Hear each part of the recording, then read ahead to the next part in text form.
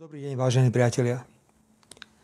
15. mája sa ma v Handlovej pre moje politické názory pokúsil zavraždiť aktivista slovenskej opozície. Skvelý zdravotnícky tím v Rooseveltovej nemocnici v Banskej Bystrici zabránil najhoršiemu. Teraz sa už rovnako kvalitne, ambulantne o mňa stará nemocnica svätého Michala v Bratislave. Ak všetko pôjde optimálne, postupne by som sa do práce mohol vrátiť na prelome júna a júla. Je na čase, aby som urobil prvý krok a tým je odpustenie.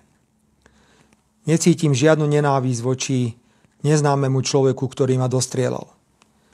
Nebudem voči nemu vyvíjať žiadne aktívne právne kroky ani žiadať náhradu škody. Odpúšťam mu a nech si to, čo učinil a prečo tak učinil, vysporiada on sám vo svojej hlave. Nakoniec je evidentné, že bol len poslom zla a politickej nenávisti, ktorú politicky neúspešná a sfrustrovaná opozícia rozvinula na Slovensku do nezvládnutelných rozmerov. Treba očakávať, že protivládne médiá, politické mimovládne organizácie financované zahraničím a opozícia začnú pokus o moju vraždu bagatelizovať. Že išlo iba útok poblúzneného človeka, že medzi ním a opozíciou neexistovali žiadne prepojenia, že poškodenie môjho zdravia nie je vážne.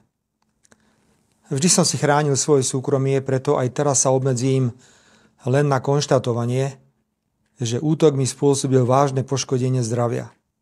Opakované operácie, veľa bolesti a utrpenia. Bude malý zázrak, ak sa do práce vrátim o niekoľko týždňov. Chcem požiadať protivládne médiá, najmä tie, ktoré sú spoluvlastnené finančnou štruktúrou Soroša, aby sa nepúšťali touto cestou a rešpektovali nielen závažnosť dôvodov pokusu o vraždu, ako aj následkov tohto pokusu. A opäť ich vyzývam, aby urobili už známy test Robertom Ficom. Ako by sa správali, keby sa niečo obdobné stalo jednému z lídrov slovenskej opozície a útočníkom by bola osoba s prepojeniami na Smer, slovenskú sociálnu demokraciu. Nemám žiadny dôvod veriť, že išlo o útok osamelého pometenca. Už niekoľko mesiacov verejne komunikujem, že pravdepodobnosť atentátu na vládneho politika sa na Slovensku blíži k istote. Hovoril som to verejne v médiách a na tlačových konferenciách. Povedal som to všetkým veľvyslancom krajín Európskej únie a NATO na Slovensku. Tému som otváral aj na viacerých bilaterálnych stretnutiach s mojimi partnermi. Pred niekoľkými týždňami som na rokovaní vlády dokonca požiadal ministrov, aby nechodili do davu. Nie, nemal som žiadnu spravodajskú informáciu. Ale moje skúsenosti z 32-ročného pôsobenia v politike ma varovali. Počas dlhej politickej kariéry som sa vždy opieral o základné politické právo na iný názor.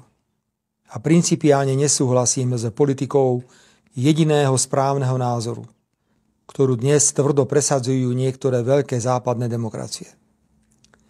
Odmietam zasahovanie do vnútorných záležitostí iných krajín, či násilný vývoz demokracie do krajín, ktoré sa rozhodli ísť vlastnou cestou. Slovensko nemá ekonomické a vojenské nástroje na silové presadzovanie svojich záujmov. Musíme sa preto neustále usilovať o dôsledné dodržiavanie medzinárodného práva a mať odvahu pomenovávať veci pravdivo, bez ohľadu na to, aké veľké krajiny sa dotýkajú. Ak má malá krajina, ako je Slovensko, politických lídrov s takouto výbavou, nemá to v medzinárodných vzťahoch vždy jednoduché. Nie všetky veľké demokracie boli nadšené, keď som odmietal bombardovanie Belehradu alebo stiahol slovenských vojakov z Iraku. Blokoval zavedenie povinných kvót pre nelegálnych migrantov, či radikálne odmietal návrh na zrušenie práva veta pre členské štáty Európskej únie. Sebavedomá, suverénna slovenská zahraničná politika, vychádzajúca síce z členstva v EÚ a v NATO, ale orientovaná na všetky 4 svetové strany, nie je jednoducho v móde. Situácia vo vzťahoch medzi mojou politickou reprezentáciou a partnermi v EÚ a v NATO sa vyhrotila po ruskom útoku na Ukrajinu, kde sme odmietli poskytnúť Ukrajine okrem humanitárnej pomoci akúkoľvek vojenskú pomoc zo štátnych zásob a kde naďalej zásadne uprednostňujeme mier pred vojnou. Je to práve konflikt na Ukrajine, ktorý v Európskej únii a v NATO ešte viac posilnil, doslova posvetil koncept jediného správneho názoru. A to, že vojna na Ukrajine musí pokračovať za každú cenu s cieľom oslabiť Ruskú federáciu. Kto sa s týmto jediným povinným názorom nestotožňuje, je okamžite označovaný za ruského agenta. Je medzinárodne politicky odsúvaný na okraj.